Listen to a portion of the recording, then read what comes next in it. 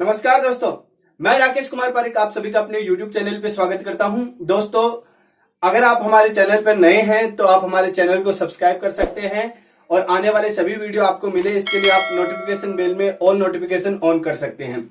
आपको इस चैनल के ऊपर मिलते हैं सभी प्रकार के वीडियो जो हिंदी सामान्य व्याकरण से संबंधित हो या हिंदी साहित्य से संबंधित हो। आने वाले सभी वीडियो कुछ इसी प्रकार के रहेंगे। साथ में आपको मोटिवेशन से संबंधित कुछ समय समय पर अवगत कराई जाने वाली वीडियोज भी मिलती रहेंगी। चलिए दोस्तों, शुरू करते हैं हम अपने सफर को और चलते हैं आज के एक नए वीडियो में। आज का हमारा जो विषय है वह विषय हम थोड़ा सा विशद ले रहे हैं। अब तक चूंकि मैंने जो थंबनेल लगाई है वो अब तक आपने देखी होगी रीट से संबंधित है और रीट में भी लंबा समय है। अगर लक्ष्य दूर पर रहता है तो हमें कछुए की चाल से चलना चाहिए। धीरे धीरे रे मना धीरे सब कुछ होए और माड़ी सींचे सो घड़ा पर ऋतु आए फल होए। और अगर लक्ष्य पास में रहता है तो हमें खरगोश की तरह चलना चाहिए। अगर आपकी परीक्षा आसपास होती तो मैं थोड़ा जल्दी से चलता। परीक्षा दूर है इसलिए आपको एक एक चीज ढंग से समझनी चाहिए। अब तक हमने स्वरों की कई सारी चीजें सीखी है, स्वर के साथ व्यंजन के भेद भी सीखे हैं। अगर आप वो सारी चीजें जानना चाहते हैं तो हमारे रीड की प्लेलिस्ट में जाकर उन्हें चेक कर सकते हैं। इसके अलावा हिंदी साहित्य के कुछ और वीडियोज भी है, व्याकरण के कुछ और प्रश्नोत्तर भी लिखे हुए आपको कई जगह पर मिल जाएंगे। आज का हमारा विषय है देवनागरी। आप सभी जानते हैं कि हिंदी की लिपि है कौन सी? देवनागरी। और आज देवनागरी लिपि का जो मानक रूप है, मानक यानी स्टैंडर्ड रूप जिसको प्रयोग किया जाता है या जिसमें से प्रश्नोत्तर पूछे जाते हैं, वह मैं आपके सामने बात करने वाला हूं। ठीक है, तो इस वीडियो में हम आगे अभी इसकी बात करेंगे। इसके अंदर हम वर्णों का वर्गीकरण करेंगे कि किस किस तरह से इसमें कौन कौन सी चीजें हैं। हालांकि इससे संबंधित आज जो बताई जाने वाली चीजें, इससे संबंधित छोटी छोटी बातें पहले बताई जा चुकी है, लेकिन पूरी चीज आज आपको इस वीडियो में मिलने वाली है, तो इस वीडियो को अंत तक देखना। अभी शुरू करते हैं हम अपने पिछले प्रश्नोत्तर, यानी जो पिछला हमारा चैप्टर था या पिछला जो हमारा वीडियो था उसके अंदर जो पूछे जाने वाले 4 क्वेश्चन थे उनका हम यहाँ पर आंसर दे देते हैं। हमारे यहाँ पर हमने पहला क्वेश्चन लिया था उसका आंसर है नासिक्य ध्वनियां। दूसरा जो प्रश्न था उसका उत्तर है कि 3 प्रकार। और तीसरा उत्तर है हमारे सामने अनुनासिक, अनुस्वार और विसर्ग। ठीक है, सॉरी, इसका था नासिक्य व्यंजन, नासिक्य व्यंजन। और चौथे प्रश्न का उत्तर था ङ, ञ, ण, न और मैं। अगर आप इन प्रश्नों को जानना चाहते हैं तो हमारे पिछले वाले वीडियो को जाके देखिए। हम हर रोज प्रश्न पढ़ाते समय पूछे जाते हैं। हम जो जितने भी प्रश्न पूछे जाने वाले होते हैं वे सभी हम कहां से पूछते हैं? हम सभी प्रश्न अपना जो पूरा वीडियो होता है उसी में से कुछ प्रश्न उठाते हैं और उनसे पूछते हैं, उन्हीं में से कुछ प्रश्न पूछे जाते हैं। अगर आप भी इस वीडियो को पूरा देखते हैं तो अंत में आपको प्रश्न मिलेंगे, उनको हल करिए और अपने नॉलेज को चेक करिए कि आप कितना ज्यादा ऑब्जर्व कर पाते हैं, कितना ज्यादा आप हिंदी को समझते हैं या आपकी तैयारी कैसी है। साथ ही साथ इनके अलावा कुछ महत्वपूर्ण प्रश्नोत्तर मैं अलग से बना रहा हूं, जिसका एक अलग से वीडियो भी आपको हर चैप्टर कंप्लीट होने के बाद में आपको उसके बारे में कुछ जानने के लिए मिलेगा। तो चलिए शुरू करते हैं हम आज का अपना वीडियो। तो आप इससे पहले इन प्रश्नों को जरूर जान लेना और अगर आपने पढ़ लिया है तो आप सभी प्रश्नों के जानने के बाद में उनका कमेंट भी लिखा करो। और बहुत सारे विद्यार्थियों ने लिखा है और जिन्होंने लिखे हैं वे बहुत बेहतरीन विद्यार्थी हैं और इसी प्रकार वो प्रश्नोत्तर देखते रहें, आगे बढ़ते रहें। ठीक है, शुरू करते हैं। समझना, आज हम जिस चीज की बात करने वाले हैं वह है देवनागरी लिपि। देवनागरी देव और नागर शब्द से जुड़कर बना हुआ है। देव यानी देवत्व को प्राप्त, नागर शब्द हिंदी में नगर शब्द, नागर शब्द, नागरी शब्द, ये सभी एक दूसरे के सिनोनिम है। नागर शब्द प्रयोग किया जाता है श्री कृष्ण के लिए, चतुरता के लिए। नगर का मतलब होता है वह स्थान जहां पर चतुर व्यक्ति रहते हैं। और जो नागरी है वह क्या है? चतुर व्यक्तियों द्वारा, जो समझदार लोगों द्वारा या प्रबुद्ध लोगों द्वारा बोली जाने वाली भाषा। आप सभी जानते हैं किसी जमाने में भारत को आर्यावर्त, भारत खंड, जम्बूद्वीप कहा जाता था, तो उसी रूप में ये वहां की भाषा मानी जाती थी। लेकिन मानक रूप अब इसका मतलब क्या है? मानक का मतलब होता है स्टैंडर्ड भाषा, वह भाषा जो प्रयोग की जाती है, जिसको महत्व दिया गया या संविधान के अनुसार जो मान्य मानी जाती है। इसमें सबसे पहले हम बात करेंगे कि हिंदी में क्या क्या चीजें आती है। जैसे सबसे पहले हिंदी में आता है स्वर। चूंकि स्वर के बारे में पूरी चीजें पहले बता चुके हैं, लेकिन फिर भी हमें इसमें लिखना पड़ेगा, इसलिए आप इनको ढंग से समझ लेना। और कभी भी आप जब पढ़े ना, तो एक बात जो 5 बार बताई गई उसको अगर आप फिर ध्यान से देखते तो आपको कुछ नवीन सीखने के लिए मिलता है।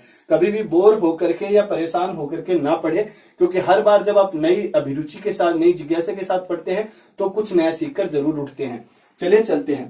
पहला स्वर है ए, फिर है आ, फिर है ई। अगर इन स्वरों का अगर आप वर्गीकरण करेंगे ना, तो इनका रूप जो बना था वो भी कुछ इसी तरह से बना था। अगर आप देखें तो ए का द्वितीयकरण होकर क्या बना? आ बना। फिर आया है ई और इसका द्वितीयकरण होकर बना है ई।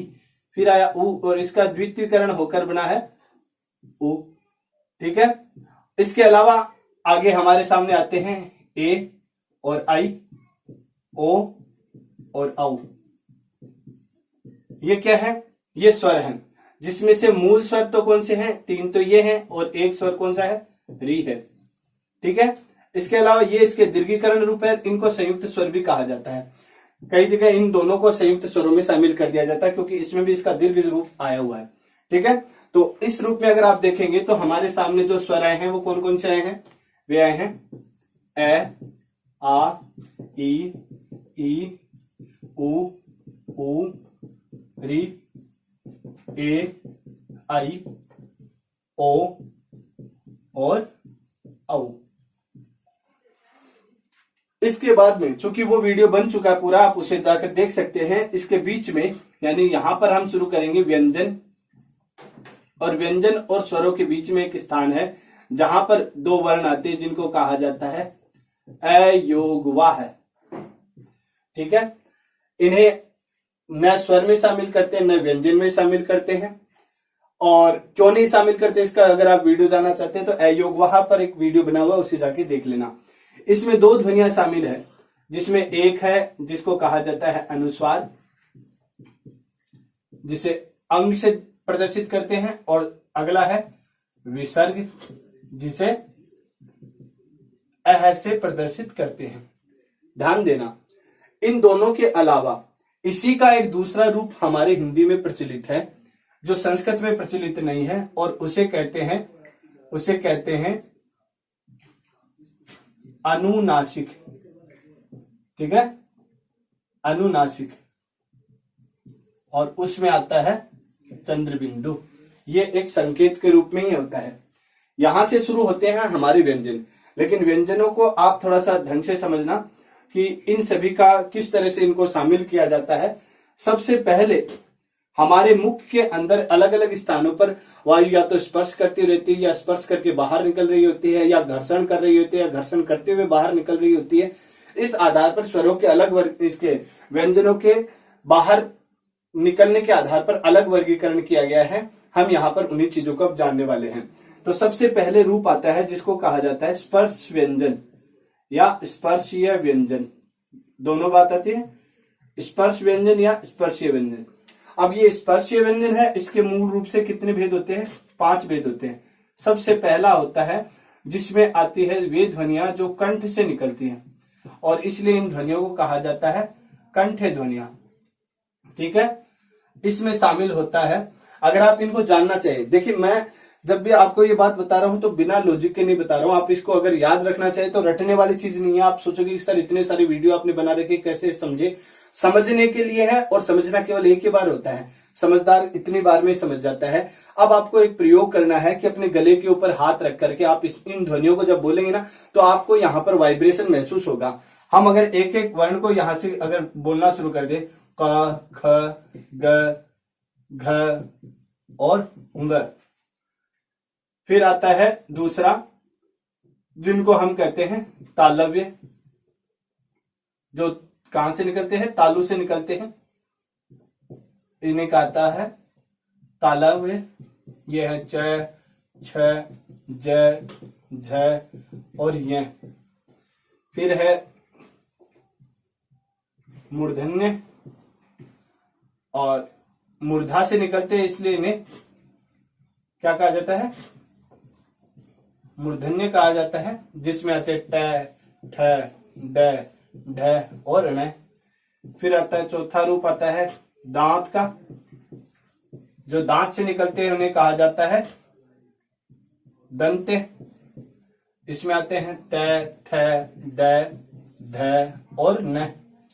फिर आता है पांचवा ओष्ठ से, उसके आधार पर होता है ओष्ठ। और इसमें आता है प, फ, ब, भ, म। ध्यान से देखना, ये कंठ से निकलती, प्रश्न यही पूछा जाता है कि निम्न में से कंठ ध्वनियां नहीं है या कंठ ध्वनियां हैं, तालव्य ध्वनियां नहीं है, तालव्य ध्वनियां हैं, या निम्न में से कौन सा व्यंजन स्पर्श व्यंजन है या स्पर्श व्यंजन नहीं है। ठीक है ना। और इसके अलावा इन सभी से भी प्रश्न इसी तरह से पूछे जाते हैं। अब एक खास चीज ये रहती है कि ये व्यंजन का पहला भेद होता है। ठीक है। दूसरा भेद व्यंजन का माना जाता है अंतस्थ व्यंजन। इन अंतस्थ व्यंजनों के कई नाम रहते हैं। ठीक है ना। जिसमें से एक इनका अन्य नाम रहता है अंतस्थ व्यंजनों का अर्ध स्वर वाला। और अर्ध स्वर में इसमें से शामिल होता है य, र, ल और व। अधिकतर बच्चे ये सोचते हैं कि पांच अक्षर होंगे, लेकिन 5 नहीं होते। उसके बाद में आता है ऊष्मीय। ठीक है। आप में से कई बच्चों ने एक वीडियो पहले वाला देख रखा होगा, जिसमें भी मैंने इन्हीं चीजों को पढ़ा रखा है, लेकिन उस वीडियो में कुछ चीजें हैं जो पूरी पढ़ाई नहीं है, क्योंकि वो वीडियो थोड़ा सा अलग टॉपिक का था। यहाँ हम देवनागरी के मानक रूप को पढ़ रहे हैं, इसलिए इस वीडियो को उस वीडियो के बराबर समझ के नहीं छोड़े। इसमें और भी बहुत सारी चीजें जुड़ने वाली हैं। उसमें व्यंजन, उसमें व्यंजन है श, श, श है। इसके बाद में हमारे सामने आते हैं वे 4 वर्ण जो क्या होते हैं, जिनको हम शामिल करते हैं किसमें, संयुक्ताक्षर में। और संयुक्ताक्षर में आता है क्ष, त्र, य और श्र। उस दिन हमने इस चर्चा को यहां पर छोड़ा था। अब हम यहां से इसको शुरू कर रहे हैं, थोड़ा विस्तार देंगे। ध्यान देना, यहाँ पर 4 वर्ण हमारे पास हैं और इनमें से बहुत बार क्या होता है, प्रश्न पूछे जाते हैं। इनमें से जितने पूछे जाते हैं वो इन 3 पंक्तियों में से उसमें भी ज्यादा प्रश्न पूछ लिए जाते हैं। इसलिए इस कॉन्सेप्ट को समझ जाना। इसमें पहला है क्षय। अगर आपने कभी हिंदी में टाइपिंग की होगी तो आपको ये सारी चीजें आती होगी, या आप इसका थोड़ा बहुत नॉलेज जरूर रखते होंगे। अन्यथा आगे बढ़ते हैं। इसमें क्षय की उच्चारण की ध्वनि होती है। आपको खास बात बता दूं कि बहुत सारे लोग हैं, लगभग 90% लोग इसका उच्चारण गलत करते हैं। पढ़े लिखे समझदार लोग भी, वो या तो इसे क्या कहेंगे छ, ठीक है, या इसे कहेंगे श, या इसे कहेंगे श, या इसे कहेंगे श।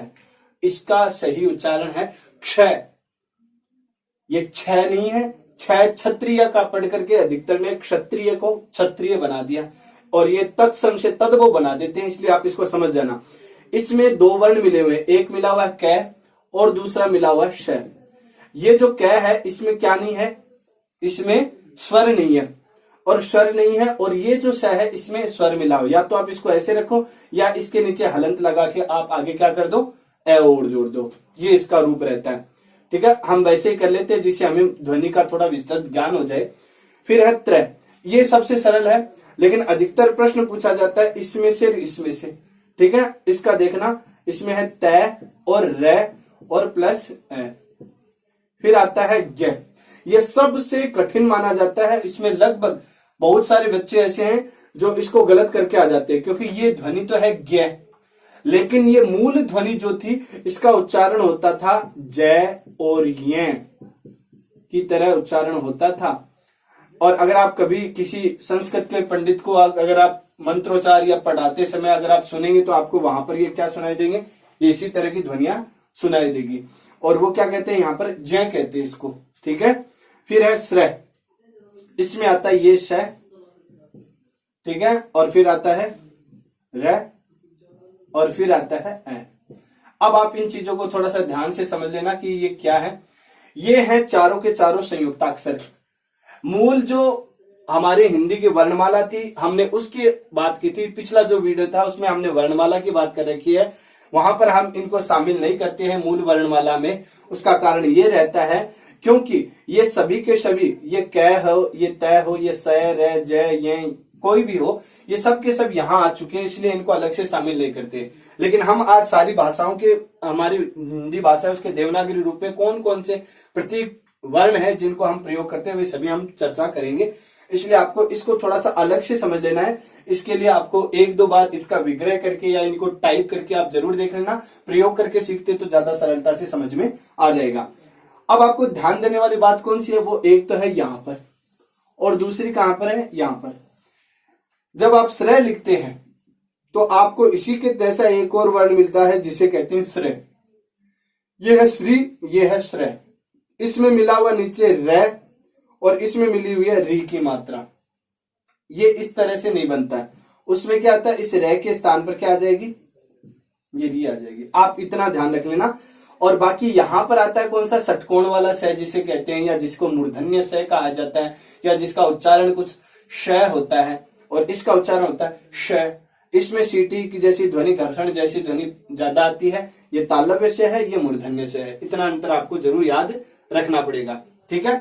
उसके बाद में हम आगे बढ़ते हैं और देखते हैं कि ये जितने भी वर्ण है ये सारे यहां पर लिखे हुए, आप इसको अलग से नोट कर लेना। अभी मैं मिटा रहा हूं इनको, ठीक है। ओके। इन सभी के अलावा ये जितने भी वर्ण आपको नजर आ रहे हैं, इन सबको जब हम देखते हैं तो ये है स्वर और ये है व्यंजन। और इन सबके साथ क्या होता है, संकेत रूप में क्या लगा दिया जाता है, नीचे हलंत लगा दिया जाता है। इसलिए हलंत को भी एक क्या माना जाता है, ध्वनि संकेत माना जाता है। हल चिन्ह भी कहा जाता है इसे और हलंत भी कहा जाता है। दोनों रूप है इसके, जिसमें इस तरह की एक डंडी है वो नीचे की तरफ लगी रहती है। और इसका मतलब ये होता है कि जिस भी वर्ण के नीचे ये लगती है उसमें से क्या हो जाता है, माइनस ए या माइनस, आप इसको माइनस ए मत समझना, गलती हो जाएगी। माइनस स्वर समझ लेना कि जिस भी जगह पर ये लगा रहेगा उसमें क्या नहीं है, स्वर नहीं है। स्वर उसमें से हट गया है या निकल गया है या आधा है, ठीक है, ठीक है। इसके अलावा जो चिन्ह होते हैं उनको हमने यहां पर देख लिया है। अब आपको कुछ और चिन्ह जहां पर देखने हैं जिनको हम कह सकते हैं ग्रहित वर्ण। क्या कहते हैं हम इनको, ग्रहित वर्ण कहते हैं। ये वे वर्ण है जो दूसरी भाषाओं से हमने अपनाए हैं। इसमें दो तरह की भाषाएं हैं, एक तो है फारसी की ध्वनियां और दूसरी है अंग्रेजी। ये वे दो भाषाएं हैं जो भारत में किसी जमाने में बहुत अधिक प्रचलित थी। अंग्रेजों के आने से पहले फारसी राजभाषा थी यहाँ की, और अंग्रेजों के समय में अंग्रेजी यहाँ की राजभाषा थी, इसलिए उसके वर्ण आने स्वाभाविक है। तो उस हिसाब से फारसी की जो ध्वनियां हैं उनमें पहली ध्वनि है क, फिर है ख, फिर है ग, फिर है ज, फिर है फ। अगर आप देखेंगे तो ये है क, ये है क, ये है ख, ये है ख, ये है ग, ये है ग, ये है ग, ये है ज, ये है ज, और ये है फ, और ये है फ। फ इसे हम कहेंगे फ और इसे हम कहेंगे फ। तो इन ध्वनियों के बोलने में भी अंतर होता है। कई बार छोटे बच्चे, बड़े लोग भी क्या करते हैं, थोड़ा इतरा कर, थोड़ा बनावटीपन से बात करते हैं, तो कई बार उनसे इनके स्थान पर ये ध्वनियां निकलती है, इनके स्थान पर वो ध्वनियां निकलती है। आप सभी जानते हैं कि हिंदी में या किसी भी भाषा को शुद्ध रूप से पढ़ना, लिखना, सीखना, समझना, बोलना ही क्या कहलाता है, व्याकरण कहलाता है। उस रूप में आप देखें तो हम कई बार अशुद्धियां कर जाते हैं। हमने भी बचपन में गलतियां की हैं, लेकिन अगर आपको इन चीजों का बोध हो जाए तो आप शुद्ध बोलने का प्रयास करना, भाषा अपने आप शुद्ध लिखना आ जाएगी और आपके व्यक्तित्व में चार चांद जुड़ जाएंगे। अब हम देखते हैं अंग्रेजी। अंग्रेजी से हमने लिया है वो क्या है, वो है ओ की मात्रा। इसके ऊपर पहले भी चर्चा हुई है, अगर आपने स्वर वाले वीडियो देखे हैं, पिछले वीडियो, तो वहां पर भी ये चीज चर्चा की गई है। इस रूप में देखें तो हमारे पास ये आती है 5 ध्वनियां, तो ये है, और एक ध्वनि ये है, 6 कुल आगत वर्ण हमारे पास है। इसके साथ साथ अगर आप देखेंगे तो आपको अब देखना है कि ये जो मूर्धन्य वाली ध्वनियां हैं, इनके अंदर मुगलों के काल में इसमें 2 वर्ण और जुड़े थे। एक का नाम था ड़, एक का नाम था ढ़। आपको खास बात बता दें कि इन दोनों को ही क्या कहा जाता है, इन दोनों को कुछ अलग नाम दिया जाता है। उन नामों से प्रश्न पूछे जाते हैं। जैसे इस पंक्ति में से प्रश्न पूछा जाता है और ग से ज्यादा पूछा जाता है, और उसी प्रकार इनसे भी प्रश्न सबसे ज्यादा पूछे जाते हैं। वर्णमाला की छोटे से इस इतने से बिंदु से कम भी 5-7 प्रश्न निकल कर आ सकते हैं। बहुत बेहतरीन, और हो सकता है ज्यादा भी मिल जाए। अगर 1-2 प्रश्न कम ज्यादा रहे तो बात अलग है, वरना इसमें से बहुत प्रश्न निकलते हैं। इस ध्वनि का नाम होता है, इसे कहते हैं उत्क्षिप्त वर्ण। इन्हें क्या कहा जाता है? उत्क्षिप्त वर्ण, क्योंकि इसमें ध्वनि जो है ना वो उठती है और गिरती है। अगर आप इनका उच्चारण देखेंगे, इसे बोलते हैं हम, यहां से अगर आप हाथ लगा के बोलेंगे तो बोलेंगे क, ख, ग, घ, ङ। फिर आता है च। जब आप च का उच्चारण करते हैं तो आपकी जीभ आगे से उठ के तालु से, यानी मूर्धा से पीछे की तरफ, मसूड़े से पीछे की तरफ लगती है, वहां से आवाज निकलती है, इसलिए इसे तालव्य कहा जाता है। इनको स्थान के आधार पर जीभ को बोलकर देखो, जरा महसूस करो कि वो कहां से बोली जा रही है, उसके आधार पर इनको बांटो। कभी भी भूलोगे नहीं, कभी भी गलत प्रश्न नहीं करोगे, गलत उत्तर नहीं करोगे। च, छ, ज, झ, ञ, तो ये सारे के सारे यहां से निकलते हैं। फिर है मूर्धा। मूर्धा का ट, ठ, मूर्धा मतलब मसूड़े, संस्कृत में मूर्धा कहा जाता है उसे, इसलिए मूर्धन्य कहा जाता है। ट, ठ, ड, ढ, ण, अढ़ और अढ़। इस जगह पर आपको ध्यान देना है। अढ़ जब हम बोलते हैं तो एक ध्वनि निकलती है अ और दूसरी निकलती है ड। फिर अढ़ बोलते हैं तो एक ध्वनि निकलती है अ, फिर निकलती है ढ। वास्तव में ये मूल ध्वनियां नहीं है, लेकिन इनको इतना अधिक प्रयोग किया गया कि ये हिंदी की ही बोली बन गई। खास बात यह है कि ये कभी भी किसी भी स्थान पर इनसे कोई शब्द शुरू नहीं होता है। ये वे वर्ण है जिनसे कोई शब्द शुरू नहीं होता, अंत में या बीच में आ सकते हैं ये वर्ण, लेकिन शब्द के किसी भी शुरुआत में नहीं आ सकते किसी भी शब्द के। फिर आता है दांत से त, दांत के पास जीभ स्पर्श करती हुई बोलती है त, थ, द, ध, न। फिर आता है होठ से, होठों की आकृति बदलती रहती है, प, फ, ब, भ, म। अगर होठ नहीं हिले तो ये ध्वनियां नहीं निकलेगी। फिर है अर्धस्वर। अर्धस्वर इसलिए कहा जाता है क्योंकि ये कई बार क्या करते हैं, ये किसका काम कर जाते हैं? स्वरों का काम कर जाते हैं। यानी कि अगर किसी वर्ण में स्वर नहीं होते, वहां पर उसके बाद में अगर ये रहते हैं तो उस वर्ण को शुद्ध बोलना, उसको लिखने में या उसको बोलने में सहयोग करना, या कई जगह ये प्रयोग किया जाता है तो लोग इसका स्पष्ट उच्चारण भी नहीं करते। जैसे आपके सामने एक शब्द है, जैसे हम बोलते तो है क्या? जयपुर, लेकिन अधिकतर लोग क्या कहते हैं? जयपुर। अब देखिए, अब क्या हुआ, उन्होंने इस य को क्या बना दिया? मात्रा लगा दी। ये क्या है? ये स्वर के रूप में प्रयोग किया गया है, इसलिए इनको शामिल करते हैं अर्धस्वर। और अर्धस्वरों में ज्यादातर किसको शामिल करते हैं? इसको, य और वै को। इन पर प्रश्न पूछे जाते हैं, बहुत सारे प्रश्न आते हैं कि अर्धस्वर कौन सा है, तो या तो यह लिखा हुआ मिलता है या वह मिलता है। चूंकि ये पूरी पंक्ति है, लेकिन इनमें से भी ज्यादा महत्वपूर्ण कौन से हैं? ये दो हैं, ठीक है। और इनको कहा जाता है उत्क्षिप्त वर्ण या ताड़न जात वर्ण। ताड़न जात का मतलब होता है किसी को हम थप्पड़ मारते तो जैसे लगती है, वैसे हमारी जीभ मुंह के अंदर ही एक तरह से उठ के गिरती है, चोट करती है, इसलिए इसे ताड़न जात भी कहा जाता है। और इसे द्विगुणित वर्ण भी कहा जाता है। इसमें क्या होता है? द्विगुणित का मतलब दो गुण। कौन कौन से गुण है? एक तो इसमें से ए की आवाज निकलती है और दूसरी डे की, ए की और ढे की निकलती है, इसलिए इसे द्विगुणित भी कहा जाता है। और प्रश्न यही पूछा जाता है कि निम्न में से ताड़न जात वर्ण है, उत्क्षिप्त वर्ण है या द्विगुणित वर्ण है, ठीक है ना। और इस आधार पर आपको इनको तीनों के नाम याद रखने हैं। अर्धस्वर को याद रखना है, संयुक्ताक्षर कैसे बनते हैं उनको याद रखना है, स्पर्शीय व्यंजन, अंतस्थ, उष्मीय और संयुक्ताक्षर ये रूप याद रखने हैं। फिर एक रूप कौन सा बना था? ग्रहित वर्ण वाला बना था। और ग्रहित वर्ण के अंदर भी दो तरह की ध्वनियां, फारसी की कौन सी है? क, ख, ग, ज, फ। कितनी है ये? 5 ध्वनियां। अगर आप 3 याद रखोगे तो ये पहली पंक्ति में है, बाकी जय है और फ है, ठीक है। अगर आप याद रखना चाहो तो इनको आप किसी गाने के साथ भी जोड़ सकते हो। जैसे इसके इन दोनों के ऊपर बहुत ही अच्छे गाने बने हुए, उनसे आप इनको समझ भी सकते हो और इनका अंतर भी देख सकते हो। जैसे इसका है, जरा जरा महकता है बहकता है आज तो मेरा तन बदन, मैं प्यासी हूं। जरा, ये शब्द बना जरा। जरा का मतलब क्या हुआ? जरा यानी थोड़ा। अगर आप इसी तरह का हिंदी का शब्द देखें जरा, तो इस जरा का मतलब क्या होता है? जरा का मतलब होता है वृद्धावस्था, बुढ़ापा। और इस जरा का मतलब क्या होता है? थोड़ा। ये है जरा, ये है जरा, ठीक है। और ये है फ, ये है फ, ये रहा फ, ये रहा फ। अगर आपको इसे याद रखना तो गाना याद रख लेना, फलक तक चल साथ मेरे, फलक तक चल साथ मेरे। फलक, फलक का मतलब होता है, देखिए गणित के अंदर अगर आप देखेंगे तो गणित में एक ध्वनि आती है जिसे कहा जाता है, एक शब्द आता है जिसे कहते हैं फलक। फलक का मतलब होता है आयाम या डायमेंशन, ठीक है ना। और अगर आप देखें ये है फलक, इस फलक का मतलब होता है आसमान या आकाश, ठीक है ना। तो इन दोनों में ये अंतर है, यानी केवल लिखने में ही अंतर नहीं रहता बल्कि अर्थ में अंतर रहता है। इस बात को आप ध्यान से समझ जाना, ठीक है। और इसके अलावा आपको ये 3-4 क्या मिले हैं यहाँ पर, उसमें वर्ण मिले हैं। इस आधार पर अगर आप देखेंगे तो ये सारी चीज आपके सामने है। अब अगर हम इनका कुल योग करते हैं तो हमारे सामने है, निकल कर आते हैं 11 स्वर निकल कर आते हैं।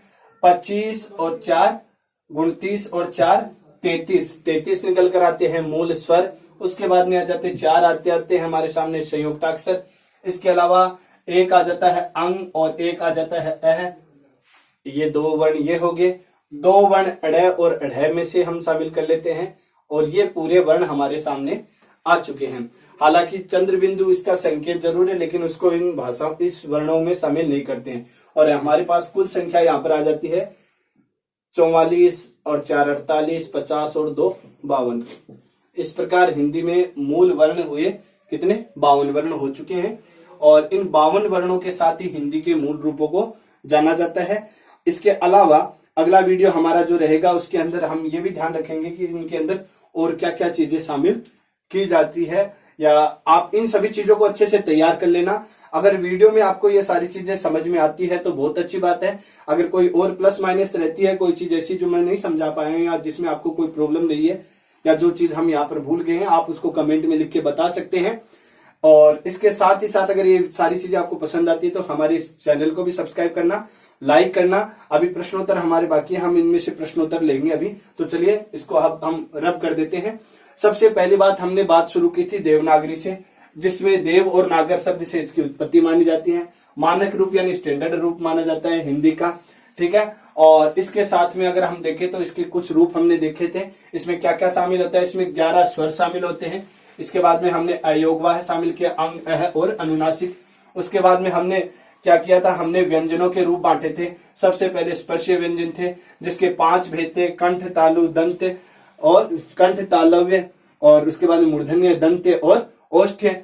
और इनके बाद में हमने देखा था इन्हीं के बीच में उत्क्षिप्त या ताड़नजात या द्विगुणित वर्ण देखे थे, अड़ और अढ़ को भी। इसके अलावा हमने देखा था अंतस्थ वर्ण या अर्धस्वर जिनको यरलव से चिन्हित किया गया है, उसमें वर्ण श श श है। और उसके बाद में संयुक्ताक्षर क्षय त्रय ग और श्रय। और इसके बाद में हमने देखा था कि हलंत चिन्ह को भी प्रयोग किया जाता है। ग्रहित यानी लिए गए वर्ण जो दूसरी भाषाओं से आए हैं वे 2 रूप में है। एक है फारसी के क ख ग ज फ, और उसके बाद में है अंग्रेजी का ओ। और इस प्रकार से हमारे सामने ये मूल वर्ण आते हैं। अगर आप देखें तो इनका अंतर भी हमने समझा था, और फिर हमने इनकी संख्या देखी थी कि ये कितने वर्ण हैं। तो अगर हम इनमें से प्रश्न निकाल कर देखना चाहें तो हमारे सामने सबसे पहली बात आ जाती है कि आपको बताना है कि पहला प्रश्न हमारा है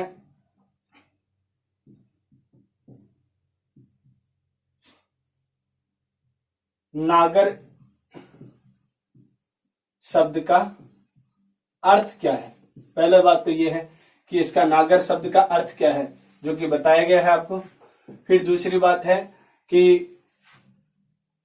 अड़ और अढ़ का को क्या कहा जाता है या किन नामों से जाना जाता है, ठीक है। इसके अलावा है कि ज्ञ वर्ण किन अक्षरों से मिलकर बना है, किन अक्षरों से या किन ध्वनियों से मिलकर बना। आप कुछ भी रख लेना यहाँ पर, ज्ञ वर्ण किन ध्वनियों से बना है। इसके बाद में एक ये है कि इसमें हमने तीसरा प्रश्न है ये, और चौथा और अंतिम प्रश्न हमारे सामने है कि अगर आप देखें तो इनमें हमने भाषा की कुल कितनी ध्वनियां बताई हैं।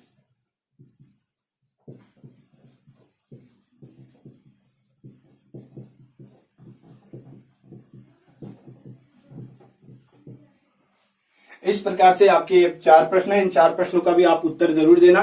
और कमेंट सेक्शन में जाके कमेंट करना, ताकि हमें पता चले कि आपको ये सारी चीजें पसंद आ रही हैं।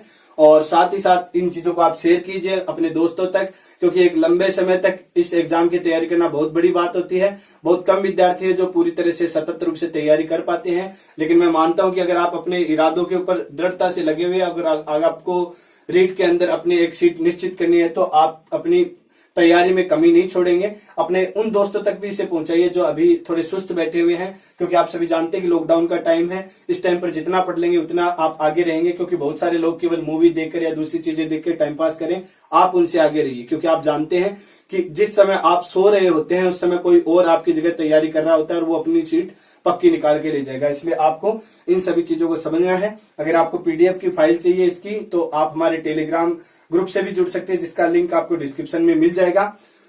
साथ ही साथ आप हमारे सोशल मीडिया पर भी जुड़ सकते हैं, उसका सारे लिंक आपको वहीं मिलेंगे। पीडीएफ फाइल चाहिए तो आप हमारे ब्लॉग को फॉलो कीजिए, वहां से जाकर आप जानकारी ले सकते हैं। और अगर आपको ये सारी चीजें पसंद आती है तो कमेंट करके जरूर बताना, वीडियो को लाइक करना, शेयर करना, और अगर आप नए हैं तो चैनल को सब्सक्राइब जरूर करना, और अपने जितने भी व्हाट्सएप या जितने भी ग्रुप्स हैं उनके अंदर इस वीडियो को जरूर सेंड करना, ताकि हम लोग बहुत सारे विद्यार्थियों को जोड़ सके और अपने इस मुहिम को आगे बढ़ा सके। सभी पढ़ेंगे, सभी बढ़ेंगे। ठीक है, तो आज के लिए इतना ही दोस्तों। धन्यवाद। जय हिंद, जय भारत, वंदे मातरम।